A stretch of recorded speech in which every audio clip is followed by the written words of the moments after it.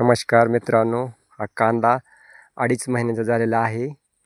तरी आता काढणीसाठी 15 दिवस शिल्लक आहेत व या खत याला 05234 फवारणी झालेली आहे. बघू शकता हे 2.5 महिन्याचा कांदा आहे. किती साईज झालेली आहे बघा. पाव किलोच्या वजन होऊ शकतं कमीत कमी. आणि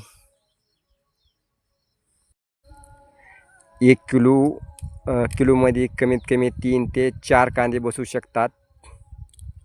व थोड्या क्षेत्रामध्ये आपण कांदा लागवड करू शकता. व